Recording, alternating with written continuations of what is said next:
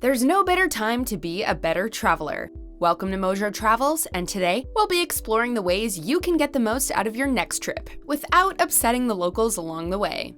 Are you a fan of our videos? Be sure to subscribe to MojoTravels and ring the bell to be notified about our latest videos. For this video, we're looking at the problem of overtourism and the ways you can minimize your personal impact on a host city through a few reasonable compromises. With cheaper airfares, the crazy influence of social media, and many countries making hard marketing pushes for lucrative tourism revenue, it's easy to see why many of us are seeking out experiences far from home. In 2018, international tourist arrivals hit a new peak, at some 1.4 billion foreign visitors globally. That's up from 936 million just a decade prior in 2008. With the convenience and affordability of modern travel, we're free to make more trips for shorter amounts of time. The consequence of these shorter trips means that many tourists prioritize only the most notable landmarks of a destination, without truly getting a chance to immerse themselves into the location and explore. The European Travel Commission has observed that there's a prevalent culture of drive-by tourism, where visitors parachute into a city and congregate around its most notable landmarks for the sake of a selfie or two. This behavior leads to overcrowding, irritating locals, and overburdening infrastructure. For all the work that goes into attracting people to cities, sometimes it's even harder to keep them away. In the modern world, cities can never truly be closed off, and solutions have to be found. The extra mile. The Commission is encouraging a back-to-basics approach to tourism, embracing the spirit of immersion and exploration. You could consider traveling a little further afield beyond a country's main cities, where your dollars will go further and also mean more to local economies. Many countries have some true hidden gems just a few miles up the road. With a little extra planning and research ahead of your flight, you could discover a secret spot or two that you don't have to share with jostling crowds. High-tech alternatives. For those who are limited or limit themselves to major cities, perhaps tech could help out. For example, Amsterdam has helped fund an app called Discover the City that sends visitors notifications when an attraction is busiest, suggesting some alternatives. This kind of forward-thinking cleverness can really help if used on a mass scale. In the near future, there may even be a way to experience the sights of a foreign land without leaving the comfort of your home, as virtual and augmented reality technologies offer guided tours of major attractions, like the Smithsonian Museum in Washington, D.C. A helping hand. Let's face it, fairly or not, the ugly American tourist stereotype is still hard to shake.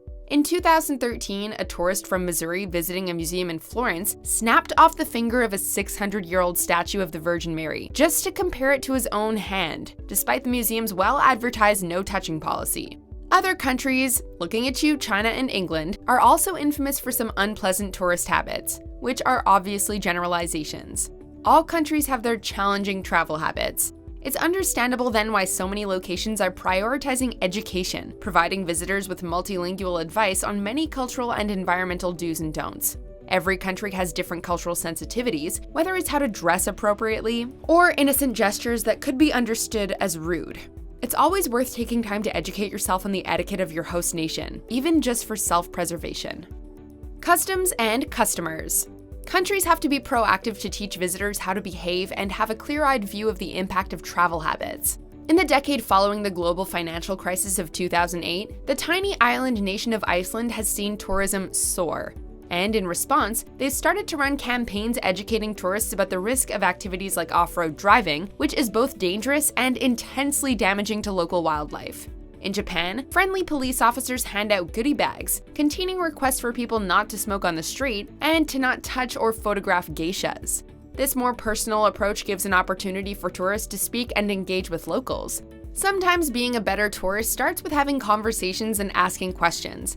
From a tip on where to eat to the best route home. Most cultures embrace tourists who show a genuine interest, though knowing a little of the local language can go a long way too. A place to rest your head.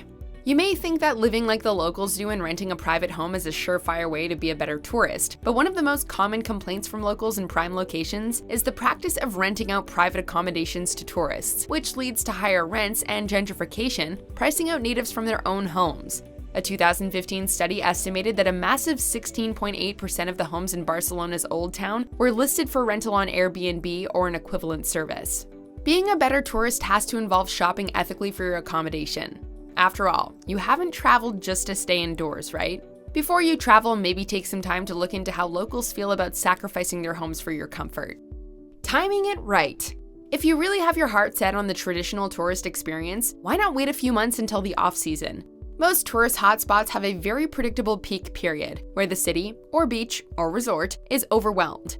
By waiting a little while, you could travel at a fraction of the cost and skip the truly enervating crowds. All the major attractions will still be there, and you won't have to battle through the masses. Giving back.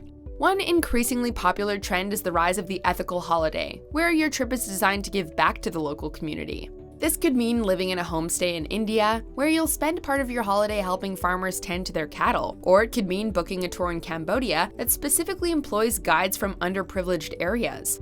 Many travel operators offer packages specifically catered towards ethical tours, where a percentage of your spend contributes towards community initiatives or wealth-sharing schemes.